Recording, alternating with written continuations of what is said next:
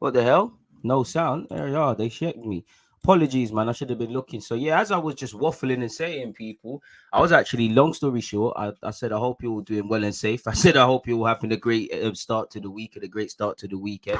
Good morning, good afternoon, good evening, and of course, good night. I said apologies for being late. I'm feeling slightly under the weather, people. I can't lie to you. Head slightly hurting, vision slightly blurry, but the show must go on. And the most crucial bit of information, one love for everyone who tried to update me. I should have been looking at the chat. The last thing I could, oh, well, it just says new messages. This is the only thing I can see on my end until I saw that. But as I was saying, most important bit of information. We're here until we're not. 11:30, obviously, Art de Roche. I'm gonna have him on. He's not from 11:30, probably at 12:15. We're gonna focus a bit more on Arsenal. That will be on YouTube and Twitch. We'll focus on that. 2 p.m. I'm gonna have Statman Bain, so we'll focus on the top four race. And between 4 and 5:30, we will be playing Football Manager. I can't lie, I need to go cut my hair, so that one there is down to the wire. This is all subject to how I feel. As I said, once again, I hope everyone's doing well and safe over it. Hopefully, everyone's got their health. And I hope everyone's having a great weekend off the back of a solid week. And hopefully, next week is filled with abundance. So, yeah, man. Hopefully, you lot can hear me now, man. Yeah. We're gone. We're good. He clearly had a mad one last night. Nah, man. Yeah, am I not allowed to just have a headache? Nah, bro.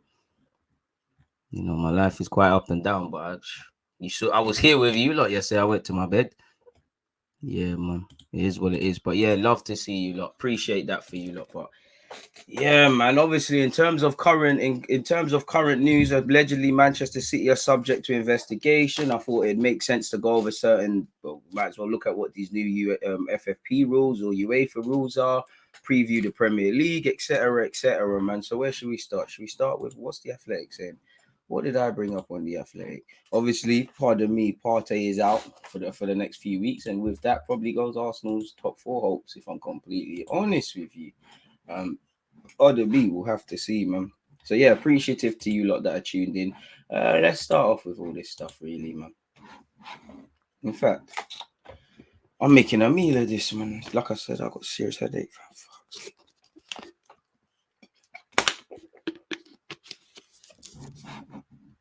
All right, focusing, man. So yeah, hella things going on, people.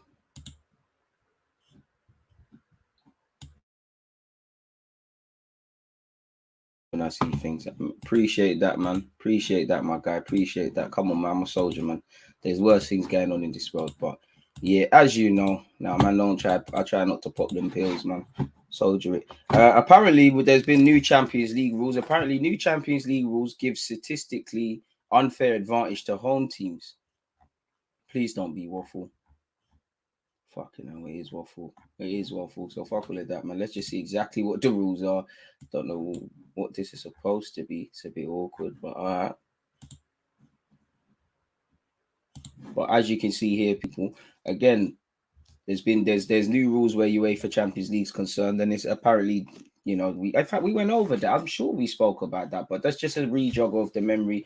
Long story short, there could be a historical advantage if your team has history in Europe or is one of the big boys. So it's essentially a Super League, in my opinion. But away from that, UEFA introduced 70% squad cost rule as part of new financial regulations. UEFA has brought in new financial regulations which will limit club spending on wages, transfers, and agent fees to 70% of their revenue. Now, clubs will find a way to wiggle out of this like they always do. Permitted losses over a 3-year period. Oh, my fan. What the hell? My fan's under the weather.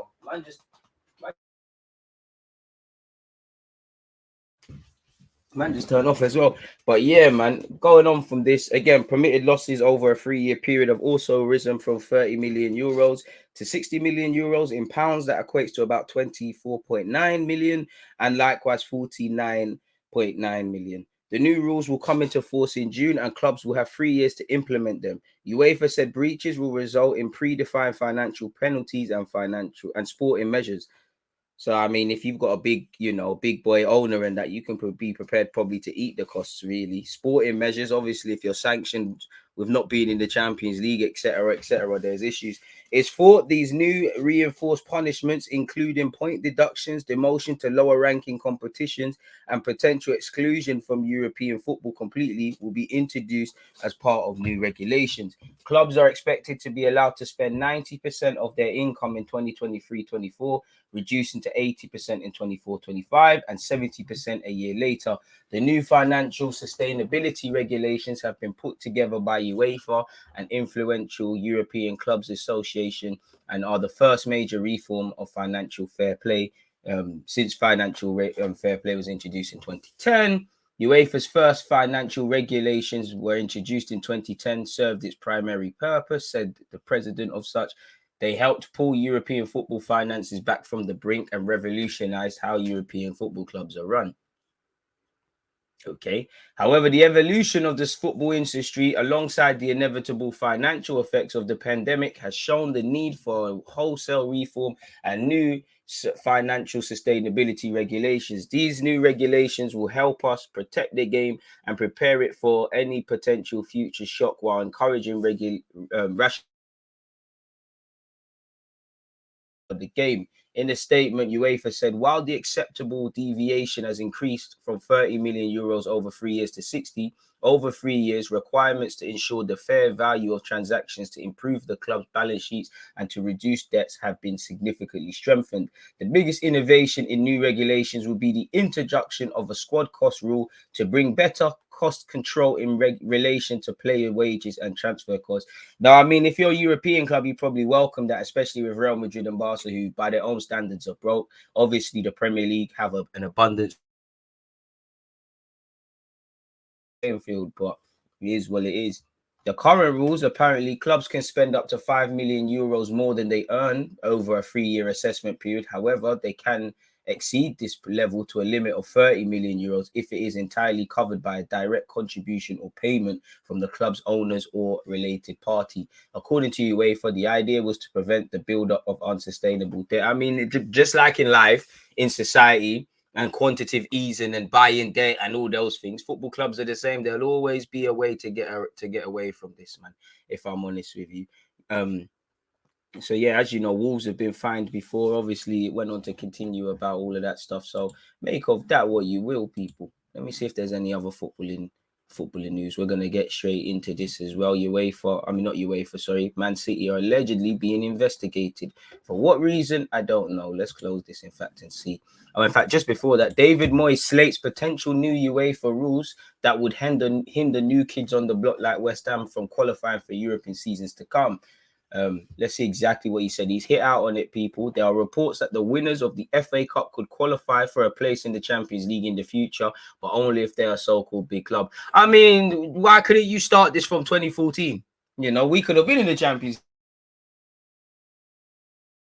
League first season. You know, it's a bit upsetting, you know. You see why you got to take the FA Cup seriously, Arteta? Where, if I'm honest with you, since you've won it, I think we've been quite disgraceful in that. You know, it was shambolic against Southampton, shambolic to say the least this season against Nottingham Forest. So yeah, there are reports that if you win, you could, you know, what defines a big club anyways? Where the rule in place this season, for example, if this year's semi-finalists, Chelsea, Liverpool, City, finish outside the top 4, but won the FA Cup, they could still earn a Champions League place. But Crystal Palace, the other team in the last 4, would not qualify due to their lack of European pedigree. This is some bullshit. Like, that's how, you know, it's not fair, innit? Like, football should be earned on merit. If you qualify, or if there's a rule and your team, via what they're doing, is able to take advantage, then that's not fair. And again, it's just like I said, Super League, UEFA, their birds of the same feather. I mean, I don't know how. I know a lot of people say they don't trust UEFA, but a lot of people, the minute UEFA proclaim themselves as the Messiah, football, people said Super League is bad. You know, I'm not advocating for the Super League. I'm just saying I understand why UEFA might be looking at this a bit brazy. This is dead, man. I think this is a bit of a shag. David Moyes said, if we're honestly talking about a football club who are back in Europe, you would have to say we're new. We're the new kids on the block, boys on the block, better yet. I bet you, UEFA, were not expecting West Ham to be in this position, but that's what happens. That's why we need to keep encouraging UEFA to bring in other teams. Yeah, not keep making shit tournaments. You know, give it a couple of years, there'll be a tournament below the Conference League. What they will call that, I don't know. from that point of view, I really think that we want to show that we can challenge. And if we are at our best, we're a match for most teams, and we can be. So yeah, man, and obviously we saw them draw. You know, Cresswell scored an absolute peach of a free kick in the league the other day. You know, was it a bit of a harsh red card potentially? But rules are rules. He is the last man. He did bring his man down. So yeah, I can't blame David Moyes. He's right on that one. Allegedly, Manchester City's investigation by the Premier League focuses on underage players being pressured to sign contracts, cash coming from Sheikh Mansour rather than sponsors, and a fake contract for Roberto Mancini, the new Der Spiel report claims. People moving mad. Apparently, the German publication were at the center of allegations that led to City's 2-year UEFA ban in 2020, which was overturned on appeal. It's also alleged that sponsorship money comes straight from the owner. Wow, really? You know, football clubs, you know, certain clubs in England and Italy. Wow, you really think they're, you know, they're earning this sort of piece? Real? Okay, wow. You know, anyways. Roberto Mancini allegedly compensated through fictitious consultancy contract. I mean, all these clubs do these booked things. As you know, City were initially banned from European competitions for 2 years by UEFA in 2020 and were fined 25 million. They bust this case, people. Allegedly, a Premier League investigation into the financial dealings of the club, who were owned by Abu Dhabi-based Sheikh Mansour, has continued largely out of public eye, and there's been 3 primary allegations. The first of those is reportedly that underage players were allegedly pressured to sign contracts with Man City through monetary payments in violation of rules. I will say every club is doing that. Some are doing it more than others. I am telling you, every club is doing that. If you have a talented young player, they are going to promise the parents everything. We'll put your kid through private school. Oh, your kid, they'll even put your kids that are not footballers through private school. They'll give your dad a job. They will promise, bro. If your kid is 30, do you know how much money your kid can earn technically as a little kid before they've reached the first team? Because respectfully, what is these fees? What is 50,000? What is 250k? What is half of this to a professional football club like City, like half of these guys? Because they all do it. They all do it. They all do little fuckeries. You know, agents as well, clubs as well. They say little things like, oh, you can't sign a player until what age? Okay, cool. But man, will get cozy with the mum and dad. Make the mum and dad like you. When the kid's obviously out of age, you know what's going to be said.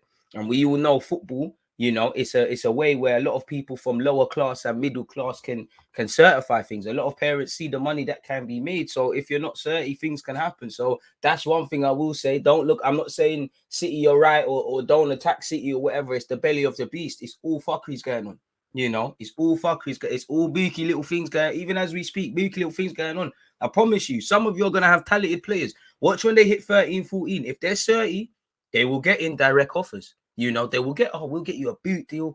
Like I said, and I can't blame parents because obviously if I'm of a middle class working family, I've got my wife, I've got my, let's just say 3 kids, and one of them's talented, and they'll say they'll put him through private school. So if he makes it as a footballer, great. But if not, private schooling, obviously, let's be real, there's a certain sort of people you can meet in private school that might end up being prime ministers and these things. It's not right, but it's who you know in this world, isn't it? You can put your other youths through that, you know. They'll even more time if you're, their football clubs have bought parents' houses. Come on now. This is all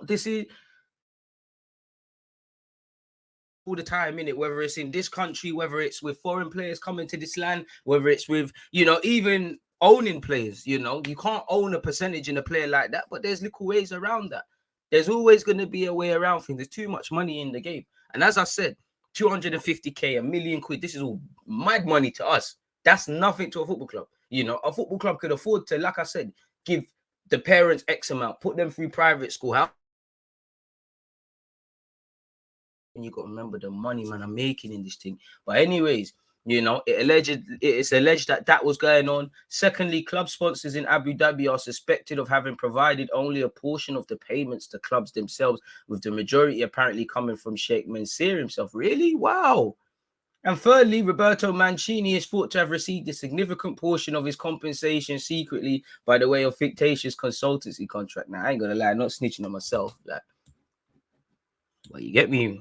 Even my little take, man's been able to get involved in that. You know what I mean? Certain things, when I write a book, certain things, little old DGs, I've had Two dodgy dealings, just trust me, it's who you know. There's things that can happen, like not for no bad fees, but you can do things out here, and it's who you know. And I'm telling you, it all ties in: content creators, agents, clubs, scouts. It all, even people that aren't directly affected with football. It is who you know, and it's who you know. Ultimately, you know. Deji, can you?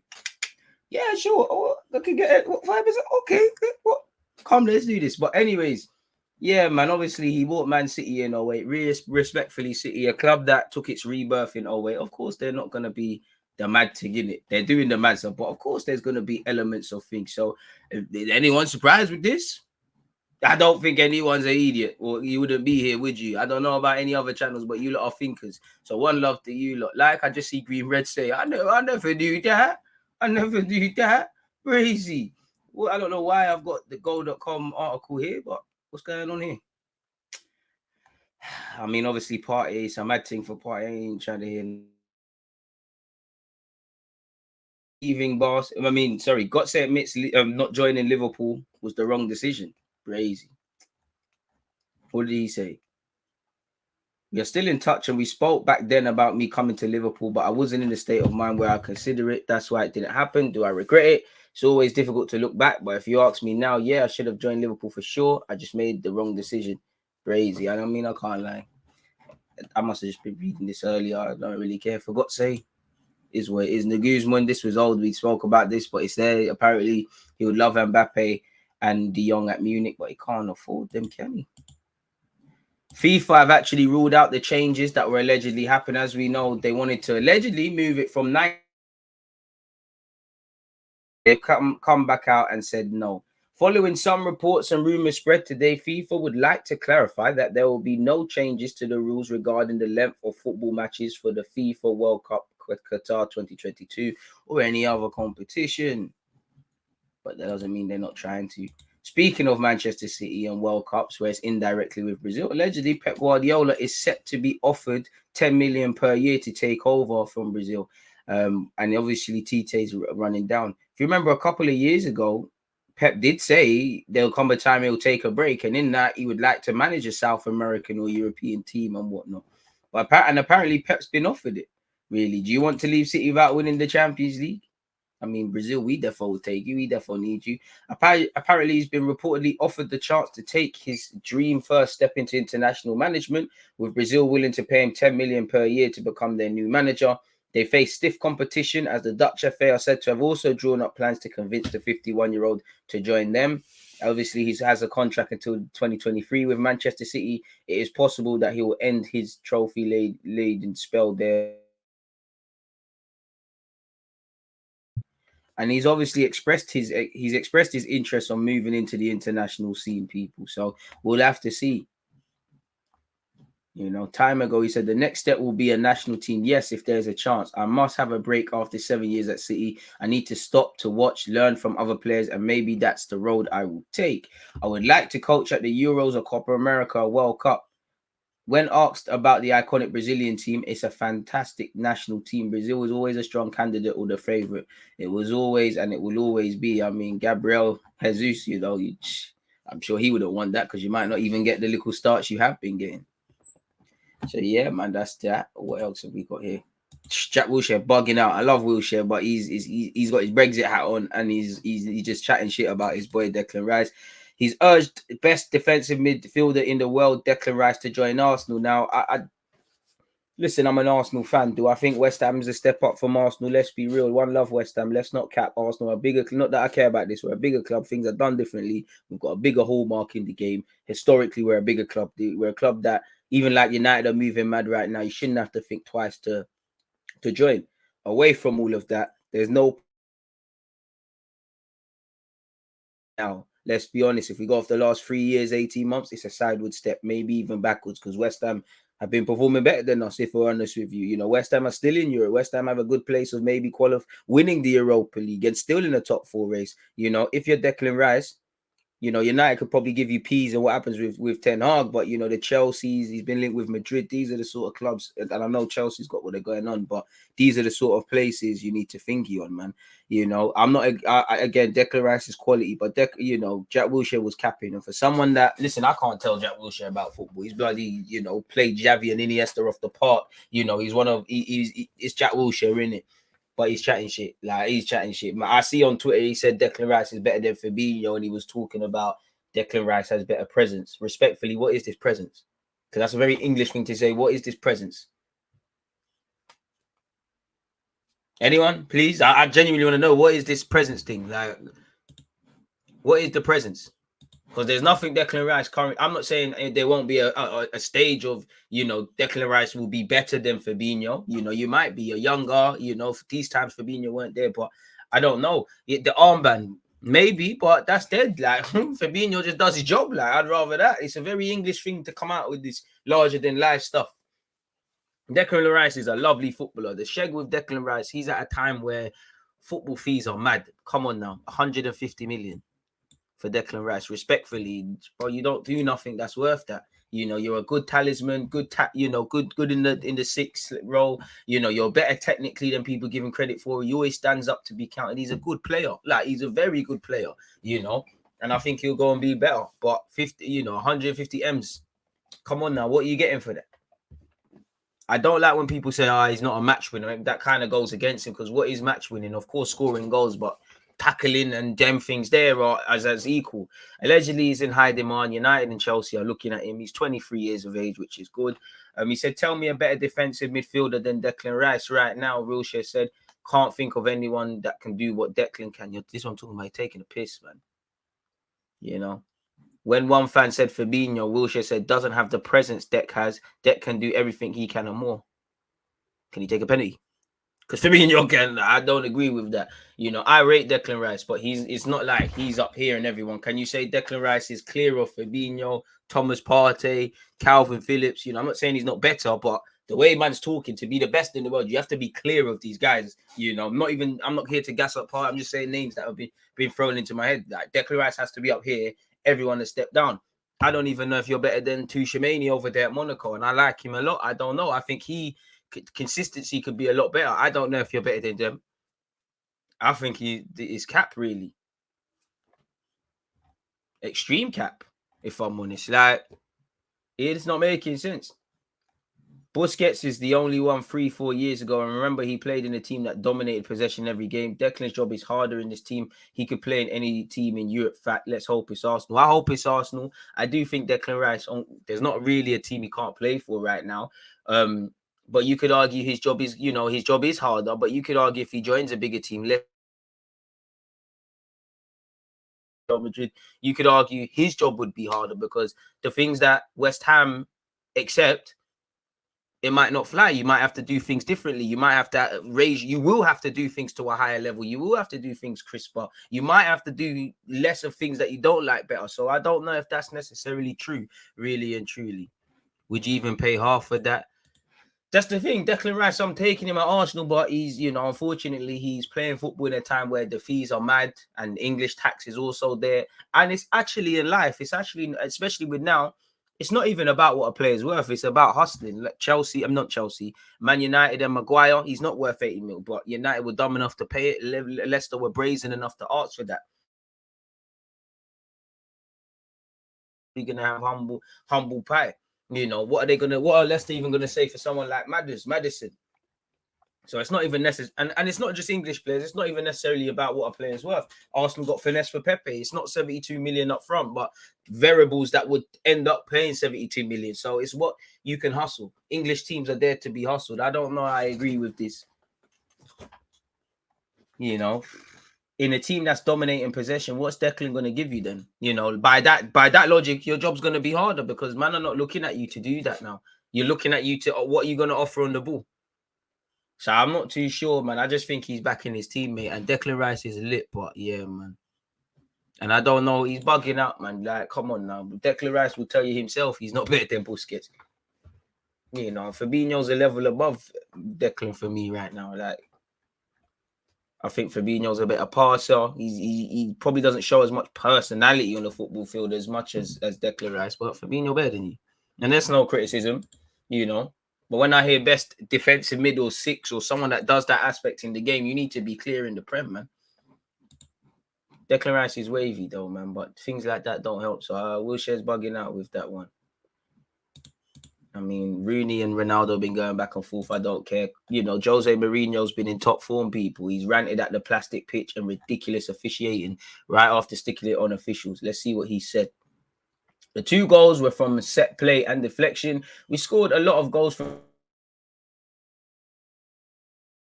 was ridiculous. To be honest, the thing that worries me the most is the injury for Mancini. It's a concern. It's caused by playing on a plastic turf. We lost 2-1. We have the second leg to play at the Olympico in front of our fans. I have no problem saying right now that I feel we are the favourites to reach the semi-final. I have total faith in my players, in the stadium, the support from our people. Obviously, Glyn are a difficult team, but I also have faith we'll have a good referee and assistant in the second leg. Crazy. When we played in Rome against them, there were 2 very clear penalties for us that the ref did not see. While today there were 2 moves that were flagged offside, and the first one ended with a ridiculous situation as the offside flag was up on a throw-in, which shows you the level. Trust me, I've seen that in the Europa League and Champs this year, man. The price is wavy. I don't know if wavy is the right word for that. Salah in the Premier League, stability brings success. Whatever. I don't know why I got big up Hamid Zaki. I don't necessarily care what he's had to say. We'll get into the transfer news stuff in a sec, people. Where have we got? Where's the Athletic? So we got to go out of that and go into this. Oh, it's not changed. Sorry, people. Let's go into this. Once again, people, UEFA approves new financial regulations, and just being a bit more specific, apparently there are 3 pillars to the new rules: solvency, stability, and cost control. Cost control refers to what the FSCLR calls the squad cost rule, which means a total squad club's total expenditure on transfers, wages, and agent fees cannot exceed 70% of its revenue. Insolvency means clubs cannot have overdue payables, for example, to tax authorities, other clubs, or employees. This has been the case under the club licensing regime, but UEFA is straightening it via quarterly checks and stiffer automatic penalties. Okay. And stability, meanwhile, refers to UEFA's new football earnings requirement, the acceptable deviation discussed. They're allowed to lose an additional 10 million euros. So fair play, just specifying that a bit more. You never really want to hear that, but again, you know, Qatar World Cup workers subject to forced labor, which again, as you know, the England players, have been speaking about that, and it raises in question, you know, integrity. Liverpool have agreed a deal to sign Fabio Carvalho from Fulham for 7.7 million. You know, he's having a good season at Fulham and he'll go to Anfield. I wonder if they'll let him, if Fulham get promoted, if they'll let him go back there. But, you know, he'll join, and, you know, him, Harvey Elliott, Curtis Jones, they're building for the future. And, you know, he's not played for England and Portugal onto him. You can imagine if he does what he's doing, it's crazy. You know, and he follows Harvey Elliott, who's probably been in his ear gassing him up, and feel sorry for Fulham because they're not getting as much money as they could have got for this 19-year-old, but they've agreed to, you know, 5 million plus add-ons. If it went to a tribunal, you could have got more, you could have got less, and, you know, you got to give it to Liverpool. They could have done the dirty, but they don't want to damage any relations. They want to do it as good as they can. He's already agreed personal terms with Liverpool and completed a medical. The agreement means he will join Liverpool on the 1st of July. You know, it will be 5 million plus 2.7 million in add-ons. Liverpool have also given a 20% sell-on clause. So again, if he was to really become amazing, I don't know, Barca and these clubs come on to you, then they'll get their piece. Or it's just nice to know they have that, people.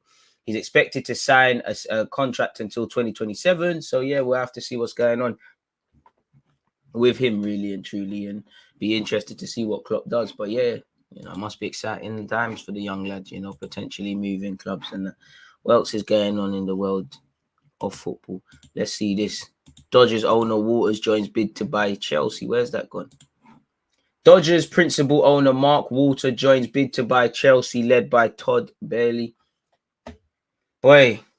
So yeah, he's trying to buy it. He's joining, and he's one of the partners, people. So yeah, we'll have to see, people, with what's going on with Chelsea. I can't lie, I'm getting quite tired of speculating about Chelsea. Every day there's something new in relation to them.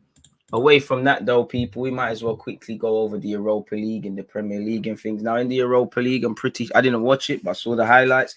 I'm pretty sure West Ham and Lyon drew 1-1. Obviously, West Ham took the lead, and then obviously courtesy of a Hossam Aouar pass, there was a red card, and then it went downhill from then. And the next Spurs man made the difference. Written in the stars, Ndombele scored the equalizer. You know, it was a frantic 15-minute period in the second half. Bowen, I believe, has got 14 goals in all comps, and he scored to give West Ham the lead. So it goes to France, innit, really. You know, Leipzig was a lit game, and Concu Watch was lit. We'll speak about that at 11:30, and Concu Watch was quite good. Andre Silva stunk up the place. You know, again, both teams should have scored a lot more. Terrible own goal by Zach Costa. But Leipzig, Atalanta was 1-1. Frankfurt, Barcelona was 1-1. Frankfurt, we did a watch along for that. They showed out, people. They did a lot, you know. They played a lot better than I would have given them credit for and had chances to win the game. And the opener from that Knopf guy, who's on loan from Dortmund, was a screamer. Ferran Torres and De Jong played quite well. And to be fair, when De Jong and Dembele came on, it looked litter. I never watched it, but Danny is saying Lyon dominated the entire game. Fair play. It seems like all the Europa League games, though, just based on what everyone's saying, they all stunk up the place. Rangers lost a goal to 0, people. So yeah, next week it's you know, nothing has been decided. In terms of the Conference League, Reece Nelson doing his thing. You know, I heard he got an assist. Conference League, whoa, Gakpo watch must have been dead. You know, Glint beat Roma 2-1. Leicester 0, PSV 0. Feyenoord and Slavia Prague finished 3-3. Obviously, my guy Reece Nelson got an assist. Did you play 90 minutes? No, you didn't. You got sub, so you're still learning, but it's cool. Saliba watch Marseille. You know, Gerson scored and then got sent off and added on time. Marseille beat Pacquiao 2-1. Saliba, did you play? Yeah, you did. But yeah, man, that's a highlights job. So yeah, make of that what you will. We've obviously been going over the Champions League, so we don't need to go over that again, people. Where the Premier League is concerned, though, is where it all matters, because Everton, who lost against Burnley, allegedly the board are retaining faith with Frank Lampard. Sooner or later, they've got to clip him if there's even a smidget of hope of staying up. Now, I do think Lampard has a lot of problems, shouldn't have got the job in the first place, etc., etc. But Everton are a poorly run club. And I think you look at how Everton are, I would say you look at Arsenal and United, for them, what they're not doing, it just shows, you know, long gone are the days of Wenger and Ferguson, where they might do everything so that necessarily as fans, we don't see the shortcomings. The whole club needs to sing from the same hymn sheet. It's like Ten Hag is joining United. He can very well be the guy to put them up there with Klopp and Pep. But if they don't support him in the same way, differently, but Pep was supported at City, and how Liverpool reinvested the Coutinho money and support Klopp and everything he's doing, is dead. And I think Everton are a mess off the field. They bring in Buki managers, you know, Rafa Benitez was bugging, Lampard is shit, you know. But you've got the owner, you've got the spending, you've got the caliber of players, so you have to put it down to the talent ID. There's a lot of brazy things going on in that regard. So yeah, it is a bit of a poison job, and I do think sooner rather than later, my man needs to leave. But it is what it is, people. When you look at the fixtures to come, what's going on here? These raw people. Actually, the first game to come is today, people. You got Newcastle Wolves, where Newcastle are all but safe. Wolves are in with an outside chance of fighting for the top four, and in with a good chance of finishing in Europe. So I'm sure they're going to want to get 3 points. I'm sure Newcastle want to bounce back from that hammering they suffered against Spurs. Speaking of bounce back, I can't give Everton a chance, but Everton at the 12:30 tomorrow will be playing Manchester United. You know, United need to bounce back after dropping points against Leicester, and obviously seeing Arsenal drop points in the top four race, and potentially even Chelsea. Now, if Southampton do the job like Brentford, there could be braziness going on. You've got Everton, Man United, Southampton, Chelsea, Broya Derby, who won't be able to play, but Livramento might have something to say. Aston Villa, Spurs. Now, Steven Gerrard, stop talking about Saka and focus on your team. I think I rate Gerrard. I think he's going to get good things going for Villa. I think he's a good gaffer, but very slyly they've been stinking up the place and no one has said anything.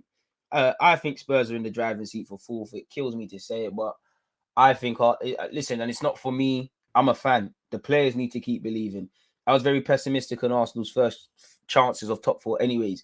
with Partey now being out for a number of weeks, with what's going on with Tomiyasu, with Tierney having surgery, these are 3 key players in 3 key areas of the team and, you know, the spine. And they're just 3 of our better players. My hopes are gone on the best of days. We don't have a talisman. We're lacking goals. The young players, it is what it is. You know, again, games like Southampton, not so much Smith Rowe, Saka, Martinelli, maybe Saka and Smith Rowe with their chances. But I'll definitely say where Gabriel's concerned, more so Tavares, you know, whether it's a lack of ability or whatever, you sign up for them sort of results there when you have young players. So it's the crucial point of the season. The gamble that we played in January was working, and it seems like that bubble's popped. So yeah, I think our chances are all but gone in it. So, but that it's not over to the fat lady sings. I think Spurs are in the driving seat. They brought players in January. You saw what it's given them with Bentancur, Kulusevski, Son and Kane have remembered how good they are defensively. Even though Spurs are still conceding goals, they're looking a bit better. It's looking like Conte's finally getting through to them. So they're in the driving seat, and they've got a more favourable game of fixtures. You'd imagine they beat Villa. Saying that miracles do happen. I don't think Spurs will lose to Aston Villa, but there is that case. Watford against Leeds. Leeds have been improving under Jesse March, so let's see. Watford are down, in my opinion, but you never know what could happen until it's mathematically impossible. Keep fighting. Sunday, well, sorry, people. You've obviously got Arsenal, Brighton. Arsenal at home, we need to bounce back. Simple as that. Brighton's a bogey team. We need to bounce back. The games aren't getting any easier. Who we play, I don't know, but we need to win. You know, I can't lie. I would normally Tavares, Lokonga go and get opportunities, but you know, Lokonga lost his place in the team because, you know, he wasn't protecting the defense well enough. He wasn't looking over his shoulder. He just showed himself as a young man that needs to learn, not really ready. Tavares the same. You might as well, you know, Arteta bought them, so you've got to use them. And this is why a squad game is important and vital. You know, Liverpool, the season they had mad injuries. They weren't fighting for fourth, but it looked like Liverpool might not get top 4 with their centre-back crisis. Klopp made something happen. Chelsea had a left-back crisis earlier on in the season. I'm sure Son was out for Spurs. Other teams have injuries and get on with it. Of course, other teams are more equipped to do certain things, but then who do you look at then? If that's the case, who do you start to look at? Surely it's the people who have assembled the squad, no? So them excuses don't really go too far in my humble opinion. But we'll have to see what happens, if I'm completely honest with you. So yeah, man, like we just have to bounce back. You know, normally under normal circumstances, I would be all for. I would be all for these young players getting opportunities and whatnot. But if there's a smidget of hope for top 4, then you've got to play. If there's 9 games, I would rather play certain players who are going to give me 9, 5/6 out of 10. It's not amazing, it's not average, but there's a degree of reliability. That's probably why I don't want to, but I'd lean towards El Nene, maybe even Cedric at left back, as opposed to Tavares and obviously Lokonga. You know, Tavares might give you 10 out of 10 2 weeks, but then Chelsea does the same thing. You know, Lokonga might give you a 2 and then a 7 and then 2 10s and then 2 5s. We can't really rock with that one there, really and truly. If I'm honest with you, so we're gonna need a reaction. Like, we're going to need a. There's no excuses. Our task, you know, we didn't bring players in that we should have in January for whatever reason. You know, relying on 2 strikers that don't know how to score goals, young players who are very volatile. This is where Arteta simply put has to earn his metal, because these things happen in the season. You know, whenever we were betting on a lot of variables, and we had to have said to ourselves, if it goes wrong, we trust our squad. You know, on one hand, I advocate not bringing in players for the sake of bringing in players. If you feel you couldn't get a deal with a midfielder or a striker, if you feel you were panic buying or overpaying, then I understand it. I agree with it. But if we go back to last summer, midfield, it's another time where I've looked at Arteta in the summer, and as much as I feel we've moved things on and foundations, we haven't, because we didn't sign a midfielder. We didn't bring one in January. We tried to bring a striker in the summer. It didn't bang. Tried to bring one in January. It didn't bang. This is the squad. This is what you lot bet on. This is what kind of indirectly what you lot are planning for. This is where the manager needs to earn his record. You're not going to have everyone fit. You're not going to always have a favourable run of games. You are going to have multiple games in the competition, because as much as I like what Arteta is doing, sometimes it feels like our fans do the woe is me thing, where when we're winning in these circumstances, there's a lot of praise. This is where you need to earn your medal. You know, this is when you know what the team as well. This is what you need. This is, if you lot really have changed your mentality in things, and I'm not saying if you don't get top 4, you haven't shown it. But now I need to see togetherness and things. It's all fun and games reacting against Wolves away from home, who are struggling to win. I need to know in this run of games that regardless of the result, there's a certain element of performance. And, you know, there's only certain players in my heart in this 25-man squad, 11 starters that I trust, and 3 of them are not about. And it's no criticism to these lot, you know. For obvious reasons, I have trust in Tomiyasu and Tini. The only distrust I have is if you're ever fit, you know. Again, Thomas Partey just starting to find his form, and it sucks, man, because Partey, just before he went off to AFCON, he did all right. Then he went off to AFCON the game before, then he came back, and obviously he got sent off, but they put that behind him. He got going again. Now he's out, you know.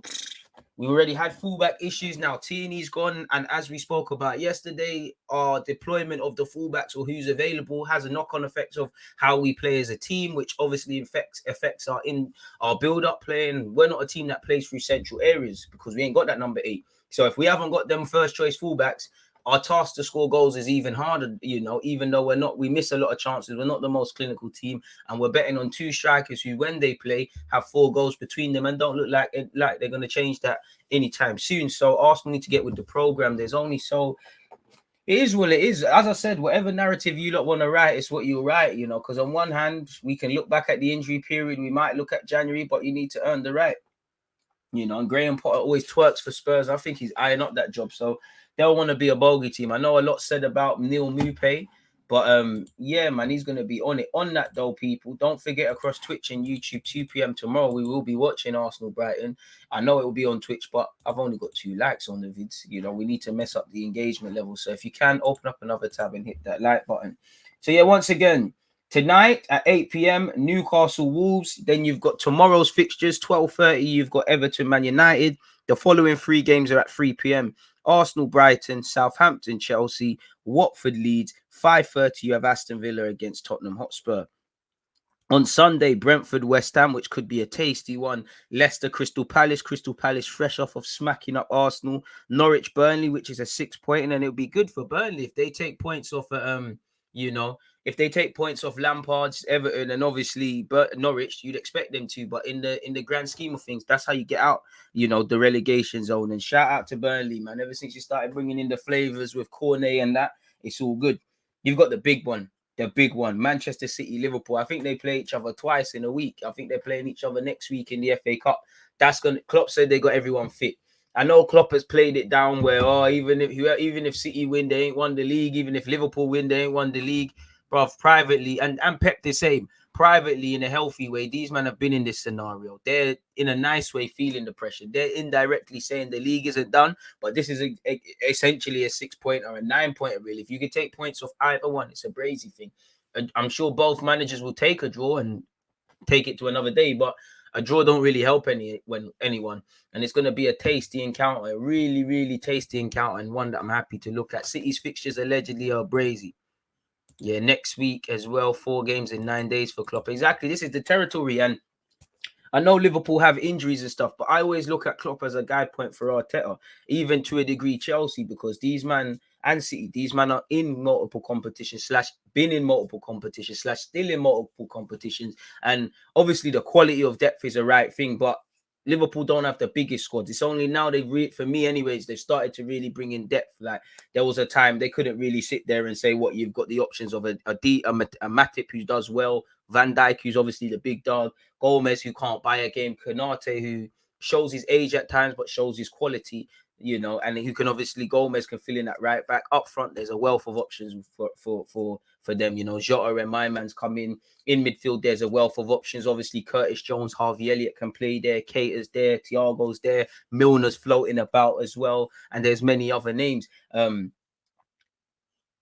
just feel the way Liverpool keep their squad, obviously man get injured, but the way they keep their squad fit, the way they play football and maybe the training sessions, I think they're similar to Arteta in that it's based on high intensity and things like that. And I think Klopp's given the guide point, because there was a time Liverpool couldn't keep their players fit, and every year there's been progression. So I do think there's something for Arsenal to learn from the following names I said. And again, one thing I like about Klopp, there's no excuses. If this is the territory you want to be in, this is the road you've got to go down. It's cliche, but every game's a cup final, every game's a must win, all of that sort of stuff there is brazy. 4 games in nine days.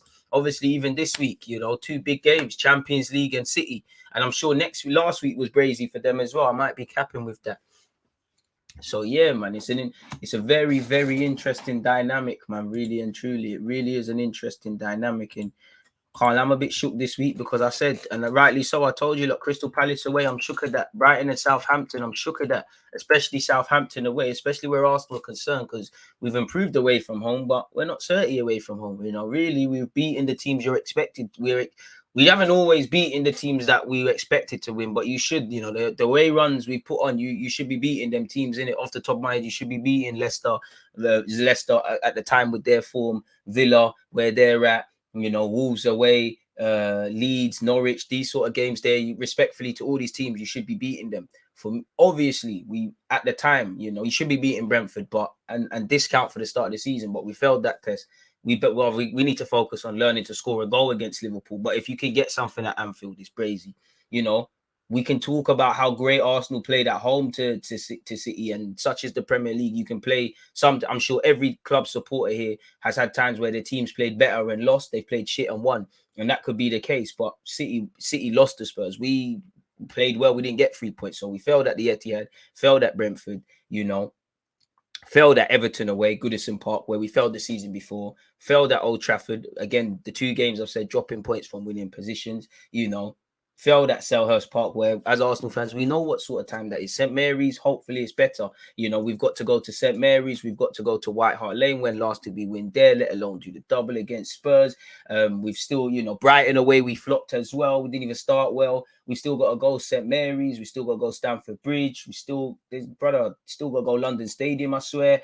You know, couple of bookie games Arsenal have got to go and do really and truly. So to go together with the injuries, we've got it all to do. But, you know, despite all the reasons to not have hope, we've got to stand up to be counted. This is what happens. Injuries are part and parcel. I don't want people to say, well, if we never got injured, we might have got fourth or whatever. Who knows? If we had a striker one season where Oz was moving mad, he might be the record Premier League holder and we might be the Premier League champions. If Barca didn't cheat, we might have won in 06. We can't deal with ifs, buts. It's the facts. We ain't got that. This is the thing now. So let's see what's going on. Simple as that, if I'm completely honest with you. We've made our bed. We've lied in it. It's simple as that. You got to lie in it. And if these, whatever, as I keep saying, whatever narrative Arsenal want to write at the end of the season, it's there. You know, even down to little things. You know, there's been a couple of clubs, certain players were not allowed to leave. You know, Chelsea, there's a bag of players that probably wanted to go out on loan. You know, we tried to buy Arthur Melo, Maximiliano Allegri was saying, no, you're not going anywhere. You know, I don't care that Ainsley wanted to go because he wanted to go, but to play devil's advocate, that's someone that can play centre mid as well as left back, especially as we're speaking to switching to 3 at the back. Now he's holding bench for Roma. Could you have kept lying to him and let him hold bench here and then fuck him off in the summer? Because again, Ainsley's not the Messiah, but you see where I'm going. That could have been an option. You know, we left the January window weaker and we got away with it. We're playing a gamble and it was working, but it's not working right now. You know, let's not listen. We can talk about we can praise the club for not panic buying, getting rid of wages and things. But when we need a goal, you can't bring save wages off the bench. We're weaker up front. Now we couldn't bring a striker and it is what it is. Midfield. I've listened for how many years on YouTube have I sat here and said I need a midfielder. So boy, it's peak, you know. Lokonga got all faith in you, but again, these young men are gonna make mistakes, and it's not necessarily life isn't fair. It's the harshest reality, isn't it? But it's not fair for me to Tavares clearly, bruv, he doesn't even, but he's learning so much. I can't expect you to just. I want you to, and I'll praise and critique fairly, but I can't expect you to give me a certain level of performance in these last crucial games. Lokonga the same. Still young, but even to a slighter degree, the Smith Rowes, the Martinellis, the Sakas, I think it's wrong to expect that, but this is the territory we're in. This is what we're going to have to deal with. This is what we're dealing with. So we're going to have to just hold it up. It's as simple as that, really and truly. Like, we just have to hold it, people. Simple as that. It's crunch time, man. It's crunch time. If you want to stay in the league, get in European places, etc., etc., smash the like button on YouTube. Don't forget 11:30 we go live again. Big up you lot for the questions. I know I've been missing 1-2 things out. T, what have you said? DG, do you think Xavi's being overrated? As Barca ain't won nothing, and you could argue the squad he picked up was underperforming and his quality overall. I mean, that's probably why he's getting his ratings, in it, because he's managing the squad well. He's doing his thing. I see what you mean in that. I feel like I still believe in Xavi, and I think Xavi can do a madness. But I see what you mean. It's like Xavi's been there 2 minutes, and people are doing the most. But he's probably got that propaganda running for him. But yeah, there's still a lot of varies. But I see what you mean. He's not really done anything yet, apart from what you'd expect a manager to do. You know, do the opposite to what someone that was failing was doing, or do it better. Like, it is what it is.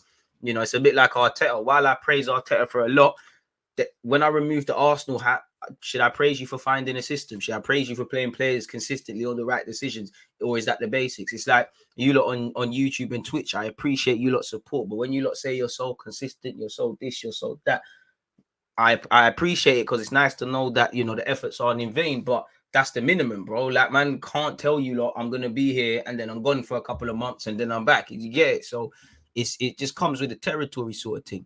Do you think Lampard is just not cut out for management? It's difficult because he might be, but you know, you got too much too soon. Look at Gerrard. I know Gerrard's failing, but he did things the right way. You know, because of who Gerrard is, there must have been jobs thrown left, right, and centre at him. He took his time. He said, you know what, Liverpool's youth academy, I'm going to do that for a bit. All right, cool, I'm ready. Rangers, he might have even, Rangers a big job to take. Rangers, all right, cool, I'm going to do my thing. He's gone Villa. Now, if Klopp leaves tomorrow, that is one name that is going to be continuously shouted. And I don't know how Liverpool fans feel about that, but I just think he's done it the right way. Lampard's just been given everything. Lampard's benefited from privilege of being a footballer, privilege of certain other things, privilege of who his uncle is, given the Derby job for fuck all, you know, rewarded for failure at Derby, for going to Chelsea, did all right in his first year at Chelsea, revealed his fraudness. When he cut, they won the Champions League. He's gone to Everton, where, as I said at the start, Everton's peak already. So I got to give him credit. You know, it's not all him, but he's not equipped to that. So lo and behold, well, you saw yourself in it. So probably not. Really and truly, you know, really and truly, it's shambolic. Pardon me. I got no faith in Tavares. My man is too chaotic for my liking. I mean, I've been saying this, but I just, you know, I'm just gonna have faith, man. What else at this time? What can you do in it? Like, I don't have expectations. There's very few players at Arsenal, unfortunately, where I have expectations. Like, I don't expect. Apparently, Eddie Nketiah is now going to play for Ghana. Shameless, because he was doing up England until someone realised. Yeah, I don't have expectations. Like I said, I can't expect you as much as I can say whatever. I can't expect you to do these things. Like, I don't have expectations on a lot of these players. I only really have expectations on Tomiyasu, on Ramsdale, on Gabriel, on Ben White to a degree, clearly on Tierney. I'd say the Haylenders and Martinelli. I don't have expectations on Lacazette, because the bar's on the floor for you being in the team. Tavares, you've shown me that you're not ready right now, so I can't really place that expectation. When Charlie Patino's thrown in against Nottingham Forest, I can't have too much expectation, because you're learning this thing. Lokonga, I have a bit more expectation on you, because I think you've got it, but you're out of your depth. Like, I can't really, you know, even Xhaka, you know, he will not make a mistake for 10 games. He makes one and then history's written. But we've been down that script before. I don't have expectations. Eddie Nketiah, you've shown me you can't score goals when it matters. I don't have any much expectations on you. You know, all I ask is that you try your hardest. There's only, like, for me, it's seeing meaty man, really. Like, you can't, you know, you can't really, like, it's, I hear you though, but sometimes that chaos can do a madness. Don't like to compare us to others, but look at the impact Jan signings have had in Prem teams. Exactly. It gives you a little boost. I don't want to be that guy, and Aubameyang needed to go, but maybe even if you had a 2-2 Aubameyang still, what could that have given you? You know, could he have scored them goals for Arsenal? If we got them goals against Burnley or whatever, or if he found his form here, how much stronger would that be? Crazy, man. But again, you know, I guess we're just going to have to, it would have been nice to get top 4, which we could still get. Probably, you know what, top 6 is, assuming it happens, is probably where we deserve to be, around in and around in the grand scheme of things. You know, it's a platform it's frustrating, and it will be gutting losing out on top 4, considering the narrative, and it feels like within 48 hours it's all come crashing down, but it's something to build upon. And next summer, I need to see the squad addressed with quality and proper options, respectfully. You know, there's no point having depth for the sake of it. And you need a striker. And for me, not that I can accept no striker, the midfield, man. Partey's found his form and's now injured. Xhaka, we've been down this movie, you know, these are players that give mixed performances. We're having mixed segments. I need a bit more consistency. Like, obviously, people have bad days, and nobody's expecting Henderson at Liverpool to do a mazza. But you know what you're getting with him. You know what you're getting with Keita. You know what you're getting with Thiago. You know what you're getting with Fabinho and the rest of them. There's two, even the players I've said, because they're young and that, I don't know what I'm getting too many times. And for me, it's always about what they're doing at their worst. How can you affect the game at your worst? And some players in our team, unfortunately, when they're kalam, they're kalam. So, yeah, man. It is what it is, really. It is like, there's nothing more to say there, really.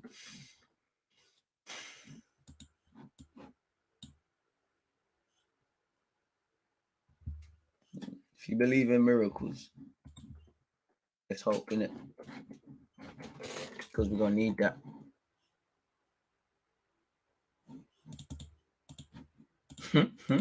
That was funny. But what I will say, though, people, is obviously we'll continue this talk at 11:30. Don't go anywhere. I'm literally going to close this, change up the title, and then we're back on Twitch and YouTube, people. We're going to focus more on Arsenal. 12:15, I'm going to have Art DeRose coming into the live stream as well. So we're going to go over any transfer business and whatnot and pattern in it. So, yeah. On that note, though, I'm going to close this just because I'm wary of the time. I can't lie. Big up you, look, because the headache, all that stuff's gone, man. I'm back, man. I don't know what happened to me this morning, boy. Crazy.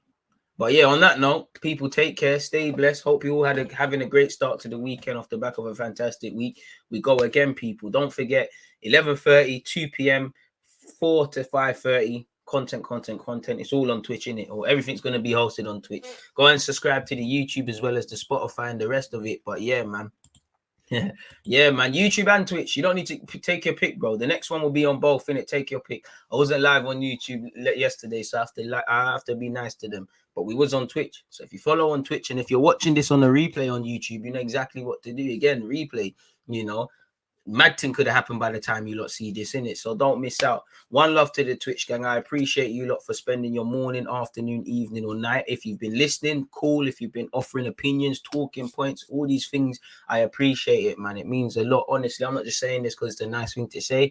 It would be boring. It would be no point being here waffling and talking about football and Arsenal every day if you lot didn't share this passion with me, whether we agree, disagree, or whatever. So yeah, man, it's appreciative from you lot, man. And yeah, man, it is what it is. And, you know, one thing I like about my community, not to gas myself, but you are what you reflect. You know, if I was acting like a twat, we'd all be a bunch of twats. But I think we all, whatever club we support, we love the game at its purest level. Yeah, we have a laugh and a joke, but we like to, you know what I'm saying? So I appreciate you lot, man. I really do. You lot stay blessed, stay safe, most importantly, health. So I hope you and your loved ones continue good health. But everything after that's a bonus. So I'm going to love and leave you lot, and I'm going to see you lot in literally, not even leave you lot. It's never goodbye. It's just goodbye for now, innit? In 8 minutes, people. So yeah, catch you lot across YouTube and Twitch. Make sure you're following on YouTube and make sure you're hitting the like button, boost the engagements. Journey to 10K on Twitch is still going strong. Journey to 50 on YouTube is going mad. And even on Twitch, I can't lie, the growth on Twitch is more rapid. Like, I was looking at my analytics yesterday.